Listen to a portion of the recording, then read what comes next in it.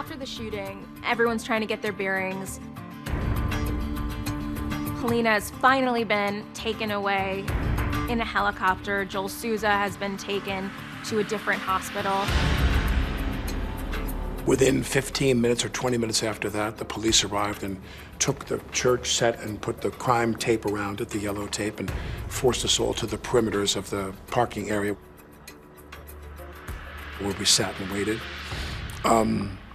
Nobody told you what happened? No. We got the call at 1:48 p.m. that day. Our deputies responded within 2 or 3 minutes to the scene along with EMS, so it was pretty immediate. Alec was just beside himself. We were all dumbfounded. When they get there, there's over 100 people there. It's pretty hectic and pretty chaotic.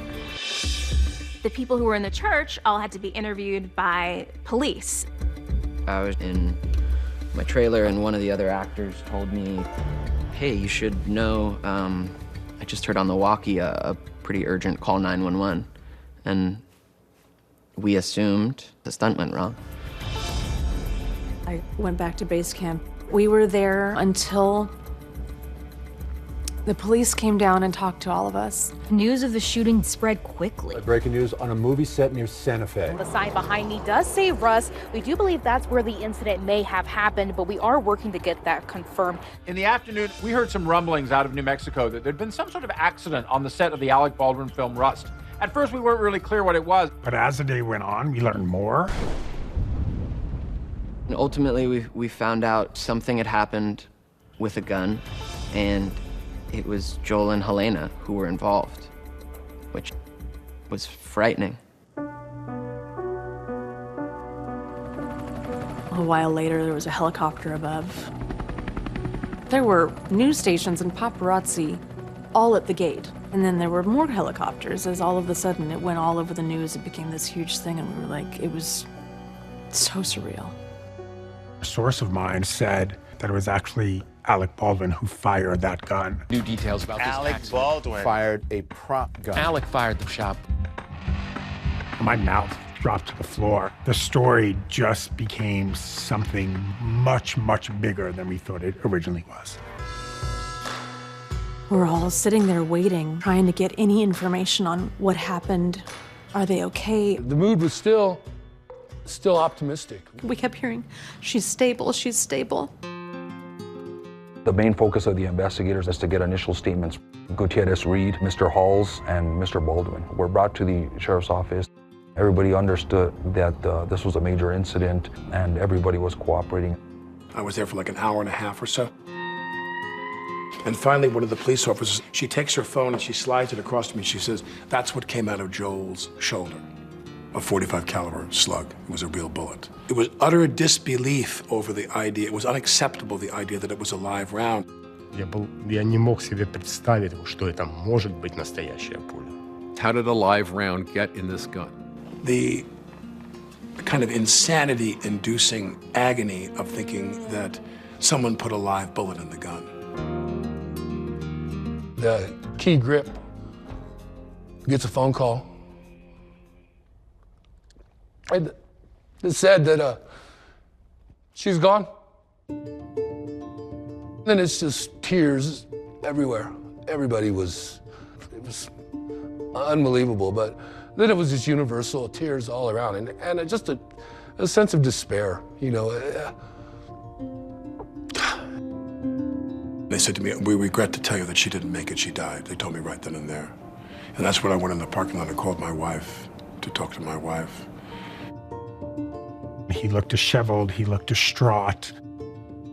Those pictures underscored this was a tragic accident, and this guy is reeling.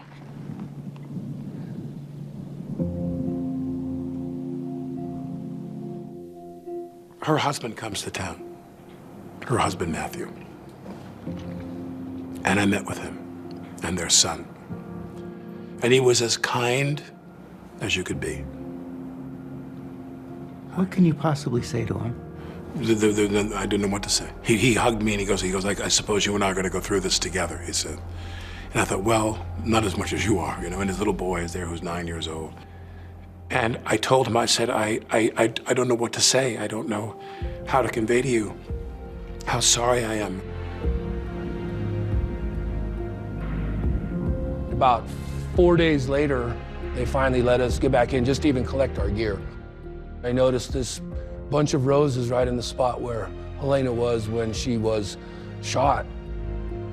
And it was almost a spiritual kind of a moment. There was really palpable grief with pretty much anyone you spoke to in the film community. This is not the first highly publicized death involving firearms on a movie set. In 1984, John Eric Hexum was an actor. He was on the set of a TV show called Cover Up, and he had a .44 Magnum which was loaded with blanks. He pointed the gun at his head and fired. A wad of paper burst out from the dummy bullet and actually fractured his skull, and he died.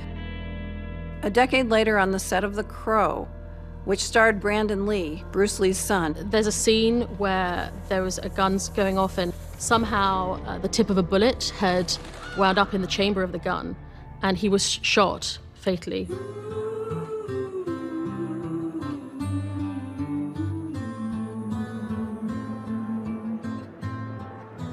Tonight is about Halyna, to comfort each other and to celebrate a remarkable life of a remarkable woman. If you weren't on this movie, you can't possibly understand what this feels like.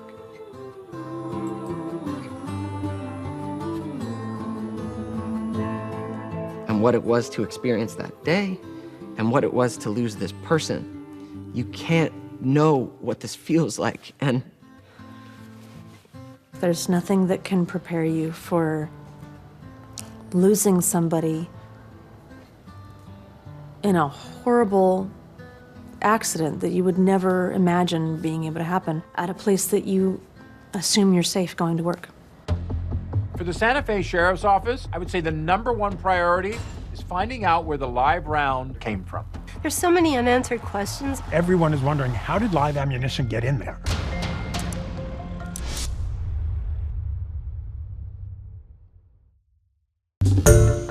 Hi everyone, George Stephanopoulos here. Thanks for checking out the ABC News YouTube channel. If you'd like to get more videos, show highlights, and watch live event coverage, click on the right over here to subscribe to our channel, and don't forget to download the ABC News app for breaking news alerts. Thanks for watching.